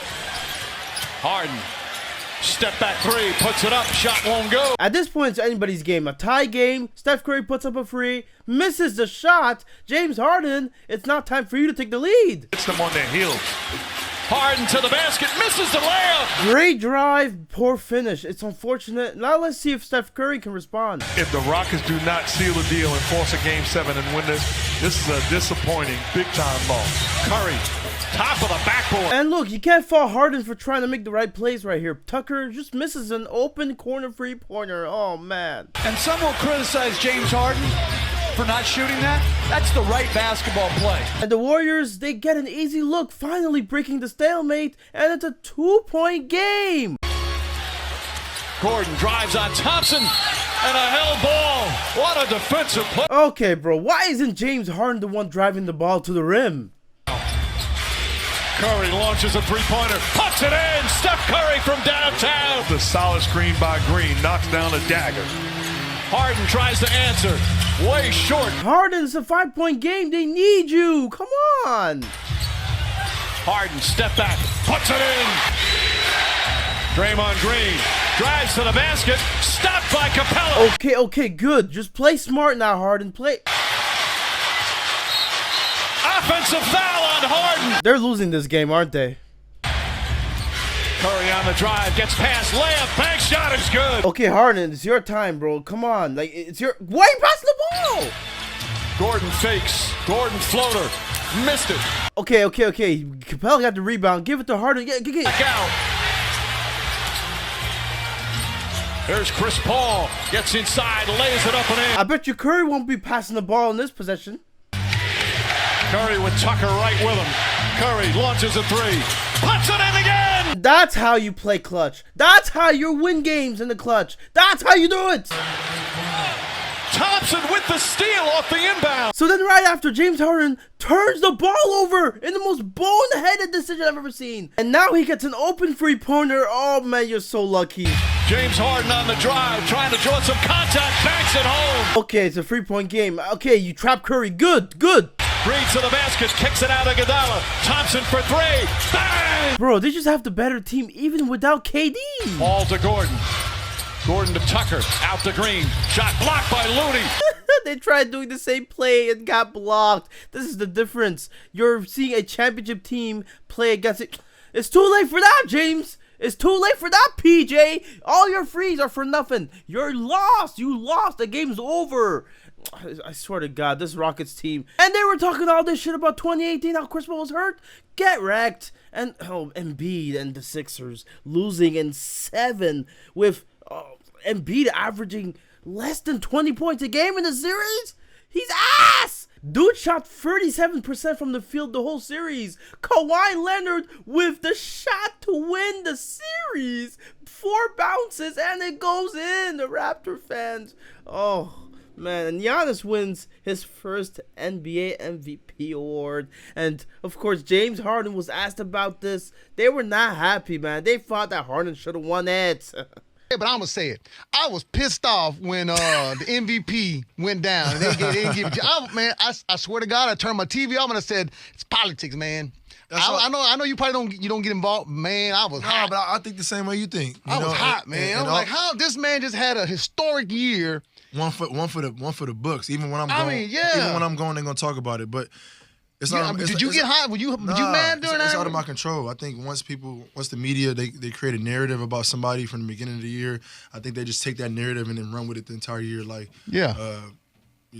I don't even want to get into the details, but yeah. I don't know how this happened, but Paul George ended up going to the Clippers in a blockbuster trade with Kawhi Leonard also leaving Toronto where he won a championship. And now during the bubble, second round against the Nuggets, leading 3-1 to get to the conference finals. And they're up as much as 17 points late in the third quarter with this Kawhi Leonard three-pointer. He's a double-double machine, isn't he? 4 straight double-doubles for him. No forcing elimination. They force a turnover right there. Monte Morris against Jermichael Green. Got it! Murray, 3. Good! Comes Michael Porter Jr. Here comes Plumlee. Hold on to your hats, and Plumlee got the feed. Oh boy, another lead getting cut. It's tough for the Clippers out here, man. But the Nuggets... Good screen. Jokic opens the door. 3. Good! Outside, Jokic for the lead. Good! Jokic got it again. It wasn't as bad as 2015 against the Rockets in Game 6. But this game, yeah, it featured a comeback that was so large that the Clippers at this point were stunned. And they ended up losing Game 5 and now have a chance to end the series as Paul George makes a three-pointer and they're up 19. Right now. That's Tuesday night on ESPN, the Eastern. Well, just being in great shape. I mean, it's not a punishment as Jokic with a beautiful pass. Clippers have gone 4 minutes without a field goal. There's no way the script is repeating again for the Clippers. Murray trying to turn the corner. Good job by Zubats. Gets back to Jokic. Inside. And a slam. That's only 2 points this quarter. Get some good looks. Great move by Murray. Takes it in. You're comfortable here because you've been here before. So what is it going to take to force a Game 7? Lead right here.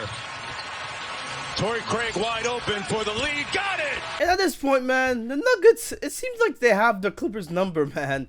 It's like a 10-point lead feels like a 1-point game. So the Clippers, after losing Game 6, now go in Game 7 thinking, okay, yeah, we're not safe with Beverly here scoring to put the lead up 11. Hey, you see Jokic's numbers. They're already a double-double plus 5 assists. Murray again. They're about to lose this lead again, aren't they? And Shaman's come back in. Looks like he's moving pretty well. Harris, nice move. Murray drives on Morris. Now pulls back. 2-pointer. Got it. Murray, another floater. Another bucket for Jamal Murray. He's only taken 4 field goal attempts.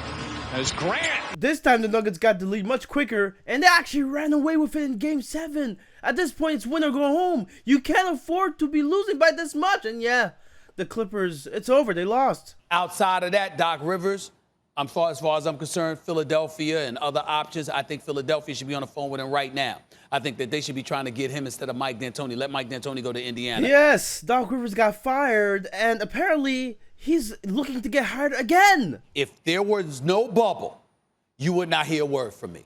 But the fact that the bubble existed and all of these stuff, I mean, for him to lose his job under these conditions, I just don't like it. I don't think it was fair. Now, Max Kellerman, he does say something interesting here. Talking about Doc Rivers, his drive. He may not have that passion anymore. I wonder if Doc Rivers still has the eye of the tiger.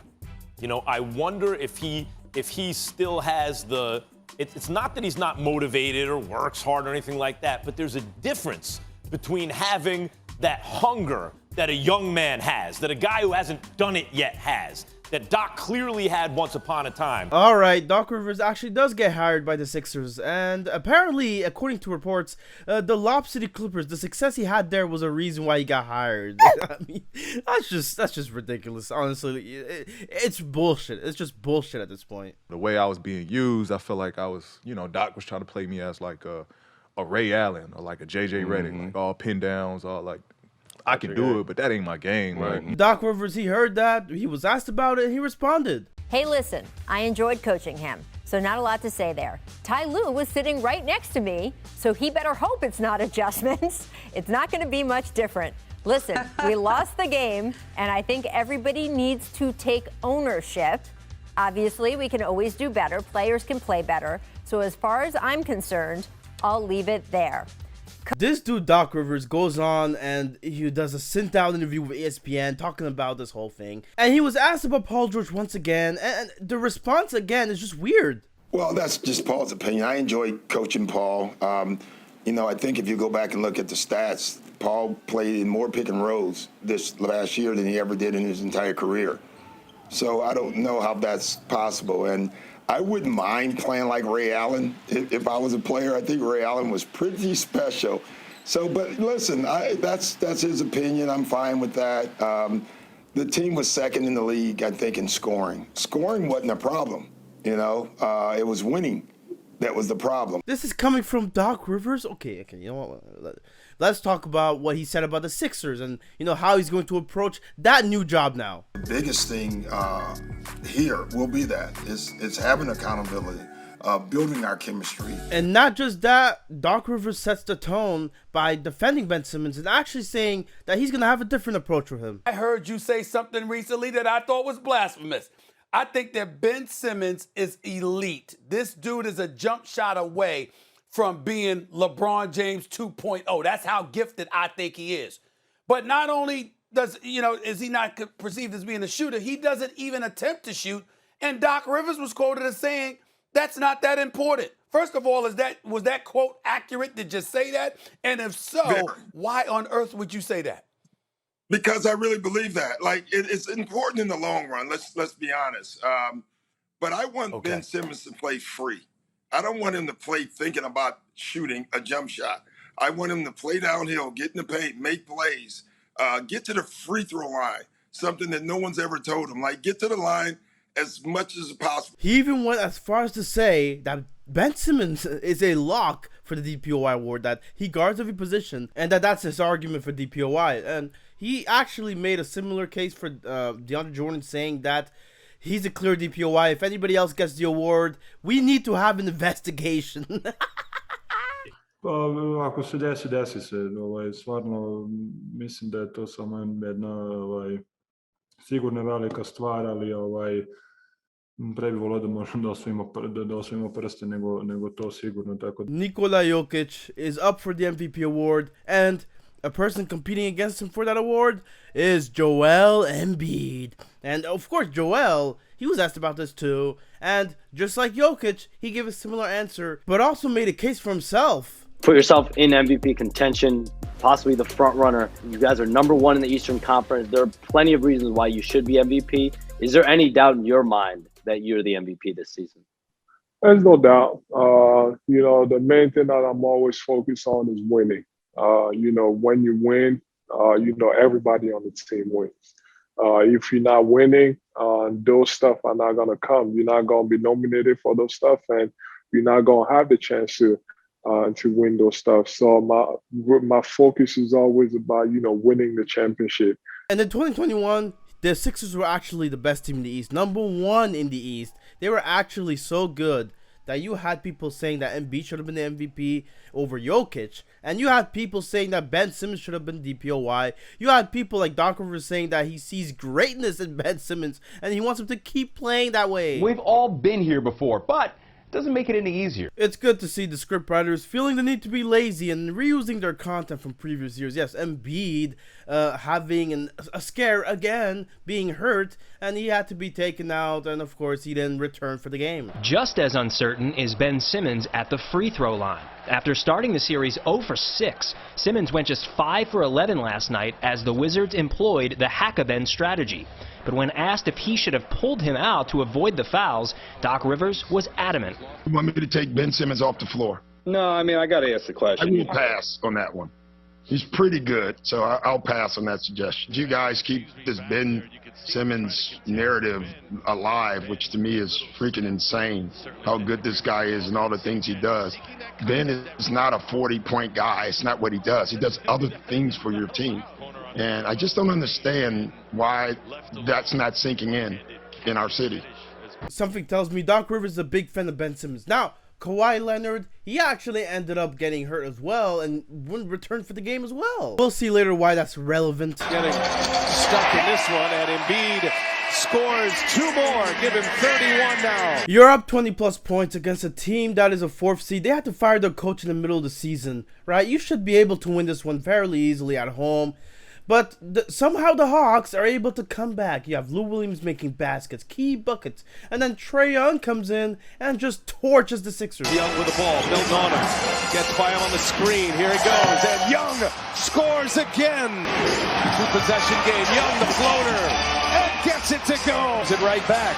Late clock here, down to 4. Gallinari, big shot for the Hawks. It's disgraceful. Embiid only scored 6 of his 37 points in the 4th quarter, 1 of 5 shooting. Ben Simmons only scored 8 points for the game. And for game 6, the Sixers had to win to stay in the series. And Trae Young, he was making it a tough game for the Sixers. Back getting bumped by Maxey.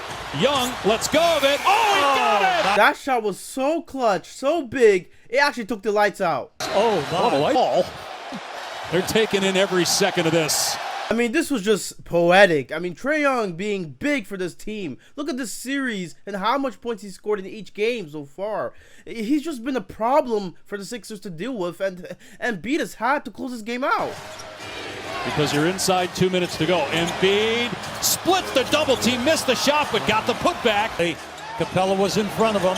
Embiid fouled. He'll go to the line for 2. And look, he's doing what he's supposed to do. Winning the games for the Sixers right now. For the Jazz, Embiid missed the second free throw. That missed free throw, fortunately, would not matter. Game 6 is over, and now it's a tied series. And Doc Rivers going to a Game 7. We got to segue to the Clippers-Jazz series because the Clippers are up 3-2. And, yeah, they are down big. Turns it right back over, and Paul George, an easy bucket. Another steal, meanwhile, by the Clippers. Man drives at O'Neal, spins into a double team, trying to get out of trouble, and banks it home. Another turnover. Terrence Mann, some good defense, 3-on-1. Man to the basket, lays it up and in. I thought the adjustments were not going to be different with Ty Lue. Picked up by Morris, ahead to Jackson. Look at Mitchell run down the floor, but Jackson, beautiful scoop up and under shot. Jazz. Terrence Mann gets inside. Shooter. Reggie Jackson races up the floor. Terrence Mann wide open for 3. Pucks it in. Rebound. Mann drives. Mann finishes. Jackson on the drive. Kicks it out for Mann. Mann three-pointer. Bang! Beverly has it. Beverly to George. George up and under. Missed the layup. Beverly back out. Jackson for 3. Bang! Oh, they're going to win this series. Woo! Reggie Jackson to Beverly. Jackson for 3. Got it! Jackson on the drive. Mitchell behind him. Nick Batum connects on a 3. Now drives, step back, drives again. Gets underneath, layup, banks it home. Mitchell's in. Beverly, even Beverly getting into the act. Just look at how much more confident Paul George is shooting that corner free. I mean, he's just great. Beverly tries a 3. Puts it in! Patrick Beverly! It's a 10-point lead! And the Clippers actually do it. They make it to their first ever conference finals appearance, something Doc Rivers couldn't even do. Cleared out for him. Tapping his way in. Spins on Gallinari. Gives it up. Oh, he was right there. Oh, speaking of which, let's get to Game 7. Because, yeah, of course, a lot of people, we criticized the Ben Simmons passing up a dunk. But it's not like that was the only play of the game that really cost the Sixers that Game 7. I mean, we got to look at more than just that. Lane is empty. Embiid backing his way in on Collins. And Embiid, no. Shot a little hard. 2.5 to go. Long 3 on its way. And Trae Young. Thankfully, Tobias Harris was actually being clutched in the stretch. And you could see here him making 2 straight baskets right here. Embiid got Gallinari on him. Spins, lost the handle. Gallinari got a piece. Not enough was being made of this turnover. That really just cost the Sixers the series at that point. Flies on the floor.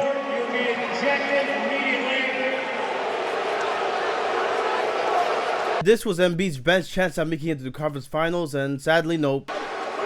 Nate McMillan and the Atlanta Hawks win Game 7 on the road in Philadelphia. Oh boy, that's rough. Now, Doc Rivers, he was asked a question. Doc, do you think Ben Simmons can still be a point guard for a championship team like the one you guys want to become? Yeah, David, I don't know that question or the answer to that right now. So I don't know the answer to that. So after all that, this is what you say about him. Okay, now let's get to Embiid. He actually said some things too.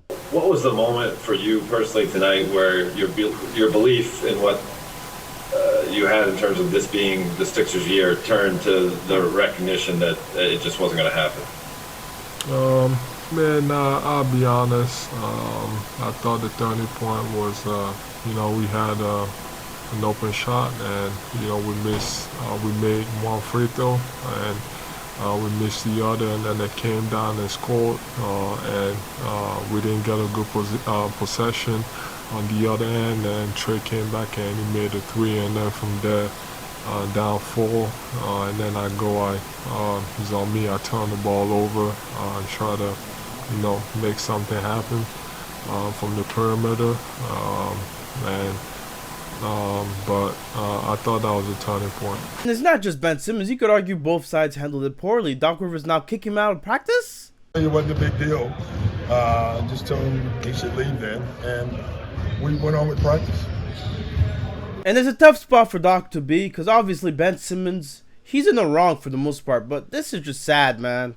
How can you bring a guy back who obviously doesn't want to be here? I will tell you this. This is watch football, baseball, basketball. It's happened 1,000 times, and it can happen here too. My job as a coach is to keep trying to get guys to buy in, to be in, and unfortunately this is tougher, this situation, but that's my job, and so I'm not going to stop my job.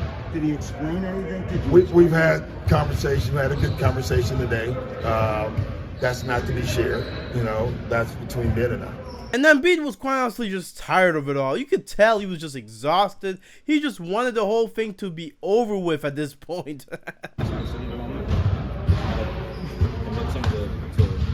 Get his act together. Like I said, I'm not going to babysit. I'll be willing to babysit if someone wants to listen, but that's not my job. Like I said, that's out of my control. Focus on what's here and trying to win some games. And during the 2022 season, the top 15 coaches of all time, yeah, that was a thing that was, a big deal back then. And the final 5, Steve Kerr led the Warriors. Are you seeing what I'm seeing right now? Are you seeing what I'm... Doc Rivers is in the list! A top 15 coach of all time! What? Is this for real? Like, what was... Did they just look at 2008 and just brushed everything off? All the failures? Sixers. Doc won a title in 2008 and was coach of the year in 2000. Yeah, that's basically what they did. They just put him there because of 2008. They put him in the list with Steve Kerr and Greg Popovich. So it was a year ago this week where James Harden started his quiet quitting episode from the Brooklyn Nets. It was only poetic that such a loser would quit on his team. Not just that, but get traded up for another loser in Philadelphia and Ben Simmons. I mean, this was just a perfect trade if you ask me. I mean, I didn't think it was going to happen, but it did. Steph Curry was involved in the trade, and he was in net now. And James Harden was a Sixer now. What the heck is going on? And apparently Doc Rivers is the one with the most pressure to win a championship instead of James Harden. Doc Rivers or James Harden now? It's Doc Rivers. So, is James Harden one of the top 15 greatest players of all time? No, he's not. Did Doc Rivers get voted one of the top 15 greatest coaches of all time? Yes. Yes, he did. All right, then let's get to the playoffs and let's see what Doc got. Let's see what they got. The Sixers tied with the Raptors in Game 3 to take a commanding 3-0 lead. Let's see if Embiid can hit the shot to win the game. No, he misses the shot. Positioning for the rebound is Harris. He spins inside. He muscles up a shot. No. Rebound corralled by Van Vliet. We're going into overtime in Toronto. And at this point, it's a 1-point game, and OG Anunoby goes to the line, and Embiid, he's pissed. He's just complaining to the referees. He put on Anunoby before the gather, that's for sure, but... OG, you just gotta make one more to win the game. Come on, OG, please. please. Now the Sixers, it's a tie game, and Embiid gets the ball, having a chance now to win the game. They angles up toward the rim. It gives to Embiid. He'll turn. Got off the shot and hit it. Oh my! I'm a Raptors fan, and I was very shocked when I seen this. Embiid with a clutch shot? He can do that? Really? Bounce it comes to Anunoby. Broken up by Green. Anunoby gets off the shot, but not in. And now my Raptors are down 0-3, and it's just not looking good. This play right here summarizes our entire season. Just nonsense. But hold on now. The Raptors are actually winning this game. Them boys going to be all over Philly. You don't think that's happening for Philly up there in I do not. Order, I'm with you, Chuck. Now Toronto actually beating them twice in a row. And it's like, whoa, really? You know, I'm not playing freely where I'm like, well, if I do this, I might get hit or I might get hurt. Or so I just got to, I think, you know, mentally, I just got to get out of that and, you know, I guess hope for the best. I forgot to mention this, but Embiid's been dealing with a thumb injury, and that's part of the reason that he hasn't been looking as good. Doc Rivers, man, whoo, you cannot keep losing these closeout games like this, bro. You're going to be toast. I wish y'all would tell the whole story with me, all right? My Orlando team was the 8th seed. No one gives me credit for getting up against the Pistons who won the title. Does this bumblefuck not know that the Pistons lost in the conference finals that same postseason? That was an 8th seed. Go look at that. I want you to go back and look at that roster. I dare you to go back and look at that roster, and you would say, what a hell of a coaching job. No, why the hell would you throw your own players under the bus like this? They're up 3-1 and they actually played good in some stretches. But as soon as Tayshaun Prince was on T-Mac, you couldn't adjust to that? The Clipper team that we lost 3-1. Chris Paul didn't play in the first 2 games and was playing on one leg. And we didn't have home court. And then the last one, to me, is the one we blew. That's the one I said, we blew that. 2015, you won the opening game at Houston. What are you talking about home court for? You were up 19 in game 5 to win the series. You were up. And they subbed out James Harden and let the vets cook, knowing you wouldn't adjust. And that was in the bubble. And anything could happen in the bubble. There's no home court. Game 7 would have been in LA. You know, but it just happens. Excuses. This dude is crying. He sounds so insecure in this presser. It's actually sad. And he's lucky that Embiid and the Sixers actually blew the Raptors out in this game. Otherwise, it would have been scary hours for the Sixers, and especially for Doc. And he hears it from the crowd. That's just Bush League. Here's Pascal on the inside. Got it. Oh boy, and apparently Embiid actually got hurt on this play, and not just that, but apparently his nose might be fractured. And then the commentator said this? And you know what it is, Matt, karma is a you-know-what, right? Look, Jack Armstrong, he's a classy guy usually, but that was one of those moments he stepped over the line. He did something that he shouldn't have done. He shouldn't have said those words. Sixers, fair and square, you win the series, right, in 6 games. Embiid, happily victorious. Great job. Keep moving. Tyrese Maxey, all 21 of his points in the second half the other night. Beautiful pass, Harden. The Sixers were trailing 2-1. They're at home. Harden actually big in this game. He actually had 31 points, 6 of 10 from the 3-point line. Harden! Embiid had 24, but Harden was the story of the game. Here comes Harden, knifing right through the teeth. Maxey, 3 to shoot. Harden from deep. And this was one of those games Harden was just cooking. You had to feed the hot hand, and he was about to finish it off. With that offensive rebound leading to that great pass from Maxey. Harden together.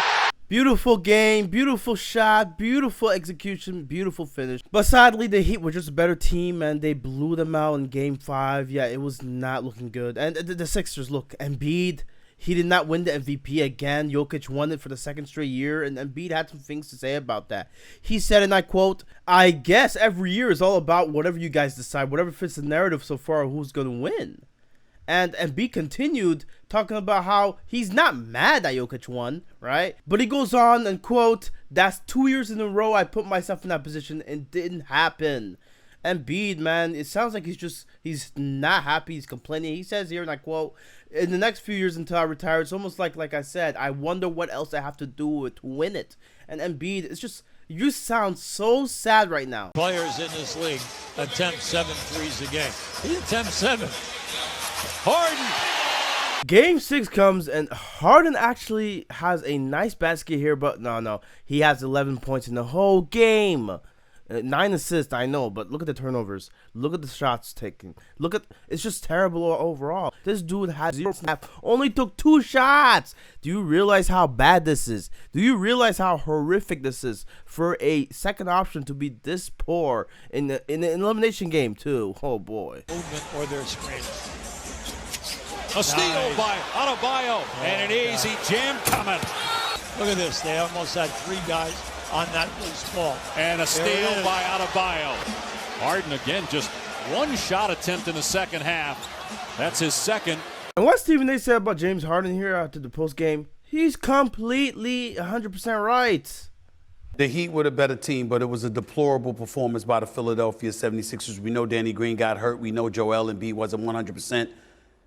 That performance by James Harden requires an investigation.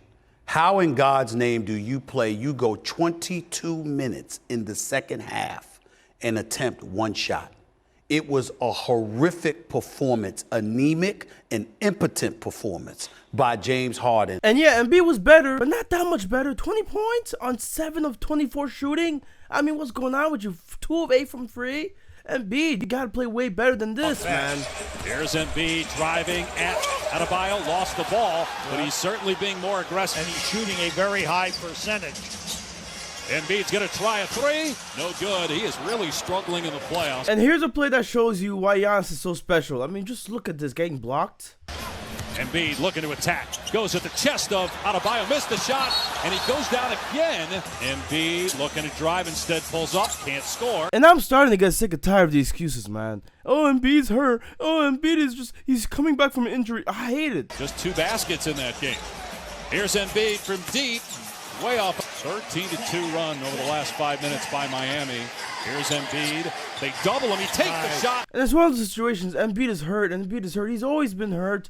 And it's like he's playing and he's providing you with nothing. He's just been a non-factor. The other thing, we're going to make sure we give Joel Embiid credit for being a warrior, getting out there with a mask, playing with a busted thumb. But that's what we also expect from our great players and our MVPs. This time last year, Giannis had a horrific knee injury, and we didn't know if he was going to play the NBA Finals. He came back, he was dominant, they won the championship. In Philly, you want Joel Embiid to be that guy to take you there, and I believe he can take you there, but clearly he needs help. Or this is also on the coaching too. Doc Rivers, you're not getting away from this one. And I'm really interested in seeing what the Philadelphia 76ers are going to do with Doc Rivers, because I smell something, and it don't smell right at all. And I'm going to leave it at that for the moment. Well, a couple of things, Stephen A. When you saw him be mic'd up in the huddle, that wasn't a good look for the coach. When they're down 9 and it's less than a minute to go and they letting the clock run out and they not trying to extend the game, that's a bad look for the coach. And even Gilbert Arenas, he's not a fan of Doc Rivers as a coach. And what's going to go on is I think I'm going to be a Clipper fan. Oof. If Doc Rivers is become the head coach of the Lakers. What happens if Darvin Ham becomes head coach? I don't know Darvin Ham. You know, you're not working with. What is it about Doc? I say his name and I see. But it's those gimme championships that solidify some of these coaches, and I'll be like, well, wait, hold on.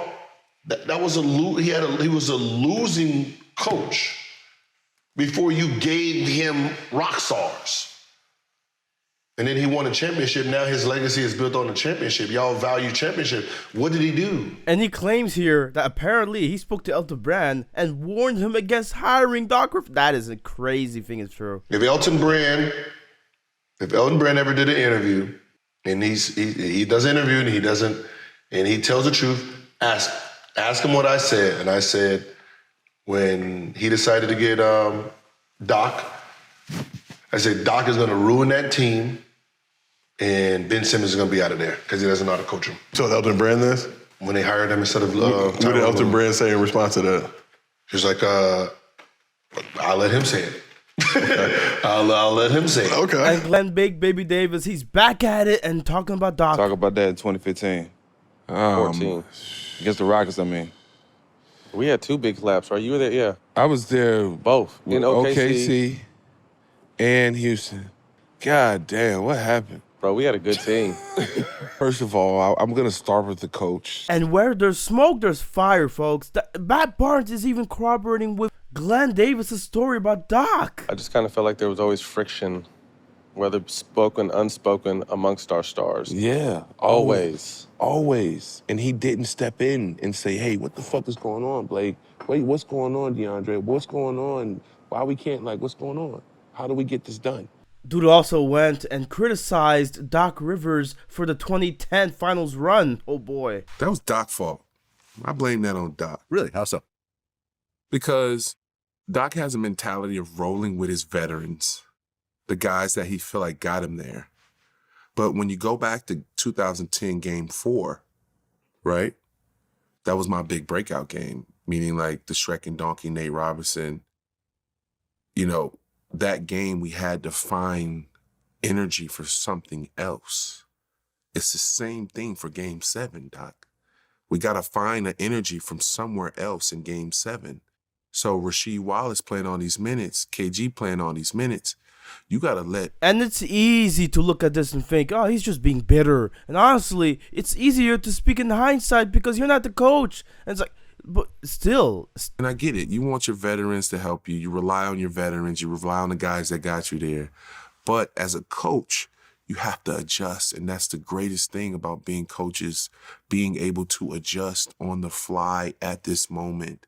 What is going to get us there? What button can I go out there? Because at the same time, I've already proven myself in Game 4 that I can get things done. I can go out there and get us some quality buckets, quality shots, you know? And so I feel like he didn't use, you know, what truly got him there. He went to, KG, Rasheed Wallace, everybody. And then, you know, guys like Shaq, he was on that team. He didn't play. You know what I mean? I don't know if he had a foot injury. Yeah, we got to talk about that, Shaq. We got to talk about Oh, brother, that hit from Dwight Howard is still affecting this dude. He thought Shaq was on the team in 2010. Dwight Howard and his elbow. Again, this is not intentional. But watch that left elbow come down. A shot right smack in the face. Bro, I feel bad for this dude, man. His career was such a joke. And it's like, it is what it is, bro. But now we're looking at the 2023 season, and James Harden looking like a sharper, crisper, faster, just stronger, better player overall. He's in shape now, and he's helping the Sixers, you know, be a contending team and winning games. He had a foot injury that derailed him early, but he came in much better shape. He has shot the ball better. He's been more efficient. He's never passed the ball more effectively. And not just that, Embiid is also having an MVP season alongside guys like Melton and Tucker being great. His key running mate, Joel Embiid, is having an MVP caliber season, and without playing alongside Ben Simmons and having a more dynamic offensive player, Embiid is so much better offensively. He's leading the league in scoring. And the Brooklyn Nets trade for Ben Simmons, that is aging like fine wine for the Sixers. Woo-wee! The 76ers come into this week having won 20 of their last 24 games. They are the hottest and most impressive team in the league. But this is where things get weird, in my opinion, as, you know, and Joel Embiid, the best center in the East, does not even get a spot in the All-Star starter spot. So you're not mad at it? Yeah, I'm mad at that. I'm mad at that. Why are you mad at it? Because I think 5-6 years ago, they took the center out of the game. And the center should always be in the game, no matter what. And around that same time, a matchup of the bigs was about to be headlined, and it was looking great. How personally does Joel Embiid take these matchups? Okay. So, a couple weeks ago when he was through LA, we were talking about matchup. A couple of weeks ago, he was asking, do you think Jokic is going to play when they go to Philly? Like, he's already been thinking about this for a long time. The Super Bowl for the NFL is in a couple weeks. For Joel, this Saturday. Personal Super Bowl. Right. But things were not looking so good in the first half as the Denver Nuggets were leading, and Jokic was at the center of it all. Woo. Oh, what a pass. And then Jokic with an even better look. And it's funny, Jokic doesn't even have to dominate the game in scoring. He has 16 points in the half, and Embiid had 19, and they're still winning by double digits. Now, a key adjustment was made to put PJ Tucker on Jokic so that Embiid could roam and actually be the rim protector that he is great at being. Murray hits the ground again. Jokic's alley-oop is picked off by Embiid. And that's where Embiid, I mean, he's just starting cooking in the fourth quarter, man. He was getting his shots. Embiid, clear out. It's the short pull-up. on 80 baskets between these two teams. Embiid, nice, falling away. Two-time reigning MVP Nikola Jokic, the runner-up the last 2 years. Embiid getting the block. The Nuggets, I mean, they just did not have an answer, man. They tried making a shot up, but they missed here. Oh boy. Porter here in the second half. Embiid 4-3. It's gone. And Embiid, man, he made a statement in the fourth quarter. Embiid, shot clock down to 5, wants to take Jokic. Step back 3. Hit it. This dude pulled off the Jordan shrug after that last three-pointer. 47 points in the game to win the game. Jokic, he had 24 points, 8 of 12 shooting, but Embiid outplayed him. Embiid was looking like the much better player. And Embiid, he had the post-game presser, baby. How personally do you take this matchup? No, it's not a rivalry. I love the big fella, man. Two-time MVP, one of the best players in the league, and he's such a good player. I'm a big fan. And Embiid, man, he's playing with a chip on his shoulder after being snubbed during the All-Star weekend. Do you feel like you should be an All-Star starter? I mean, I keep getting disrespected, and it's cool. Oh, no. Another sit-down interview with Doc Rivers. Yeah, this is not going to go well. He's going to talk about the Sixers' outlook and whatnot, and he mentions the Clippers for some reason. You've had teams like this, right? You've had star groups before, and you've had star groups where you've gone on to win it all, and you've had star groups where you've fallen short, right? I'm looking at Boston. I'm looking at Los Angeles. What group does this one that you have right now, does it feel more similarly to one or another? That's a great question. I would say definitely more leaning towards Boston than the Clippers, and not trying to take anything away from that team. That team was never going to win. When you look back at it, we just didn't get along well enough as a group, and you can't win without cooperation. That's the only way you can win. As a coach, I don't know how you can throw your players under the bus this often and get away with it, man. Oh, were you surprised at all by Doc's comments saying that that team would never have won? Yes, I was surprised from the standpoint, like, Doc, you're the coach. Like, what do you mean we never won? We were supposed to believe, and you were supposed to have us believe we're going to win, right? Like, I didn't know how to respond. I was going to respond. This is the first time I'm actually talking about it. But I was going to say, well, damn. I felt like, what can we say that if our coach believes we're never going to win? Like, that was kind of. And it's just the accountability is not there with Doc, even though he keeps saying that it'll be there. Like, even though there were issues in the lock, that's not the reason we didn't advance in the playoffs. I thought it was weird. I'll just say that. I thought it was weird. Not to cut. I thought it was weird, but to me, the first thing that came to my mind was the one word was accountability. Like, it made it seem like we're over here and he was over here. Like, yo, I thought this was all together. So accountability was like, yo, we weren't. That's it. Like, that's the part that messed me up. Yeah, that kind of messed me up too. And I'm glad JJ Redick pointed this out, because Doc Rivers, it's not like he was just the head coach of the Clippers. This dude was the senior vice president of basketball operations, bro. Yo, get out of here with this nonsense. And then to not get any of that, like, accountability from him. Yeah, I was blown away. And the interesting part too is he's talking about players getting along, and like, he was brought in, I thought, at least after Vinny left, like, Doc's reputation, right, was like as a personality manager, a person, Ubuntu, all that stuff, personality manager, and he was the GM. So like, if people weren't getting along, like, it's kind of on you.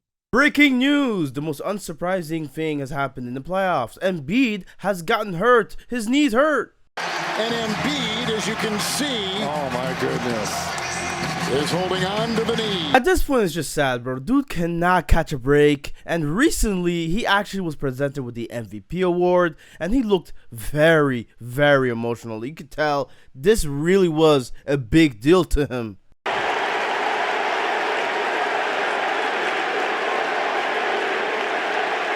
And they look pretty good, the Sixers, without him. The fire, Brogdon, it's intercepted. Maxi's got it. The shot clock didn't go off. Maxi the other way. Harden sizing up Horford. It's a three. Good!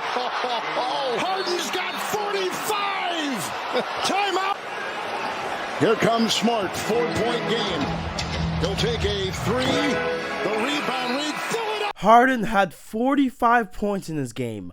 45 to win the game at Boston. Yeah, Boston also blew them out in game 2. And let me see Embiid's stats in this game. 15 points, 4 of 9 shooting. Okay, game 3, not a good result. Boston now leading the series 2-1. Embiid in this game also has, let's see here. Oh, he actually had 30 points this time. Yeah, pretty good. Now, Tatum ties the game up for the Celtics, and it's a close one in game 4. It's on to Harden. Harden floated for the tie. Got it! And Marcus Smart to win the game. He misses the shot. Double team comes. Trying to bully Horford. Turnaround, got it. Not gonna lie, Embiid was pretty clutch in this overtime, and Tatum puts up free to respond. Embiid bullies his way inside. Out to Harden for the 3. Got it! Smart. Got it! And you can see here, yeah, he still had the ball when he shot the ball, and it's over. And game 5 now, whoever wins this game most likely wins the series. And oh boy, this was a big game. Harden went from having 12 points in game 2, 16 points in game 3, and then 42 points in game 4. And the inconsistency continues as he scores only 17 points in this game 5. But Embiid came up big after scoring 34 points in game 4, now scores 33 points in game 5. And the Sixers blow them out to take the lead. For Joel Embiid, who has struggled, and his teams have struggled in the conference semifinals, and now he has a chance to go one game away, one win away from the conference finals, and you're leading late in the 3rd quarter. Back to Embiid on the pick and pop. Great show and go, and got it through the contact. Embiid, bro, you just gotta give it to him. He's hitting his shots now, and it's looking nice. Smart comes on the double on the catch. Now he leaves Embiid, and Embiid makes them pay. And this has been a close game throughout, but Jason Tatum, he was the difference in this one. Woo-wee! Little quick sit dribble Tatum. That's 2 in a row. Tatum sets the screen. Smart over Harris. Tough shot. And it's starting to feel like this one is really over now. Yeah, Doc was trying to get them to foul. Tatum with the 3. That one falls. 16 points in the 4th quarter. Led by Jason Tatum, the Celtics come back and win the game to tie the series up. And I'm telling you, this is a missed opportunity for Doc Rivers at home. And you're not making adjustments. Jason Tatum starts going off. And the Sixers just looked flat as well. And the stats show it. Embiid had 26 points. Harden only had 13. And now we're at game 7, baby. And, oh, brother, this game would be interesting. Now, the Sixers, they actually made this pretty close as well with the Celtics. It was a tie game early in the 3rd quarter with that 3-pointer. But that's where things ended for them. Maxey, 4 to shoot. Tough fall-away shot. Shot clock winding down. Tatum off the bounce, gets inside, and banks it in. Step back, 3-pointer, got it! I've never seen Embiid getting hunted like this. Step back, another 3, puts it in! They were 8 for 34 in game 6. Jaylen Brown, got it! By a dozen, Embiid, blocked by Horford. The way this game ended had to be one of the most poetic things ever. The amount of 3-pointers that the Celtics made during this run, it was just insane. It was a barrage of threes. They couldn't contain the Celtics. The Sixers really just couldn't contain the Celtics. It was one of those moments. I'm like, is Doc Rivers going to do anything? And you look back at this game, and Doc Rivers actually did a good job throwing anything he could at Tatum, but nothing worked. Nothing worked. And these guys just kept making threes. It was one of those games you're like, Tatum really just scored 51 on us? Are you serious? In the game 7? What? Really? Yeah, it was one of those games I cannot believe happened. A blowout win for the Celtics on the 10th year anniversary of Sam Hinkie getting hired. Yeah, this is poetic. And many people criticize Jokic's playoff exits after winning those 2 MVPs. Well, what about Embiid's? He dropped off in the playoffs more than any MVP ever. That's including Jokic, by the way. Yeah, that's some stinky stuff from Embiid. Ugh. What's the next step for you with James, and like as a tandem going forward, and how much are you going to be in his ear this summer to kind of have him come back here? And this presser, it got picked up. The headlines were talking about Embiid said this, Embiid said that. Okay, let's look at the full quote, the full context. He was talking about Harden, you know, him and Harden winning a championship. And he was being as candid as possible here. I still believe that, you know, me and them and, you know, we got the chance to win. But, it's going to take, more than us. We all got to look at ourselves. I got to be better, and I will be better. That's what I'm focused on. All of us, we got to, come back and find ways to just keep improving and, help the team. You can't win alone. I can't win alone. Me and James, we just can't win alone. That's why basketball is played 5-on-5. So, we just need everybody to just, try to keep finding ways to get better, and we'll be fine. This quote isn't even that bad of a quote, but then you look at the game stats, and Embiid only has 15 points on 5 of 18 shooting. James Harden has 9 points on 3 of 11 shooting. PJ Tucker had more points than Harden in the first quarter alone. Tyrese Maxey and Tobias Harris each had more points than Embiid. I mean, what are we doing here, Embiid? What are we doing? The whole time, people were saying Jokic was going to drop in the playoffs and Embiid wasn't, and try to argue that Embiid was the better player. And guess what? Jokic has been the better playoff performer. Jokic in the conference finals against the Lakers. Okay, up 3-0, and look at what he does. Shot clock at 4. Jokic has to put it up. Falling away, puts it up. Bang! It's now a tie game with less than a minute to go, and Jokic does the winning. Comes off Anthony Davis. On the inbound, Jokic drives and puts it up and in. Holds, looking, finds James. Takes a pass, falling away, baseline shot, side of the backboard. Holding, James comes out of the pack. James on the drive, goes inside, stop, shot blocked, gets it back, it's over! This is Denver's first ever Western Conference championship, by the way.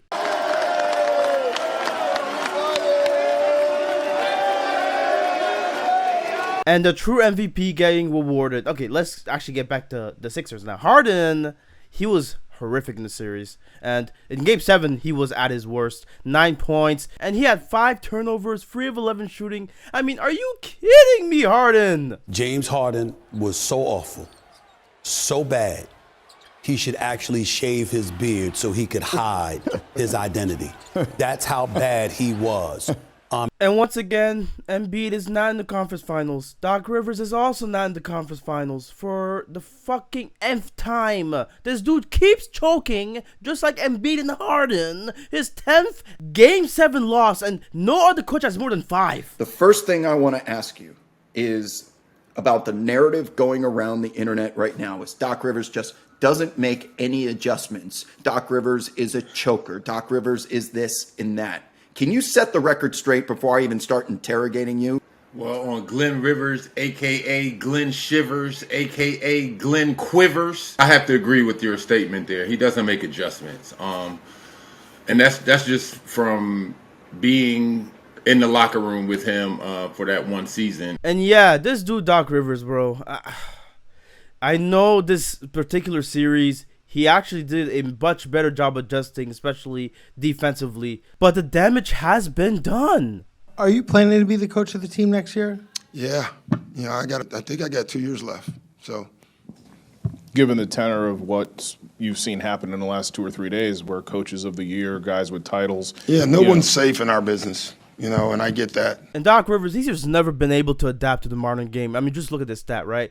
The opponents shoot 40% in Game 7 losses for Doc Rivers and 38.9% in Game 7 wins. The league average this season, by the way, is 36.1%. So just a little food for thought.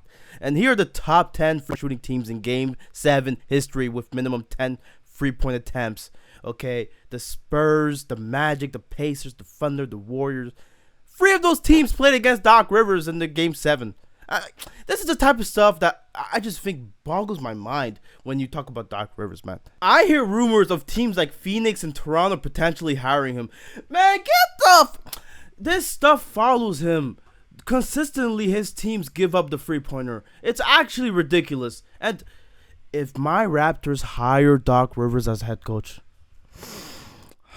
I swear to God, I'm going to stop following this team. I'm going to stop supporting them. Masai, I'm going to stop trusting you. Please do not do this. Do not make me cry, please.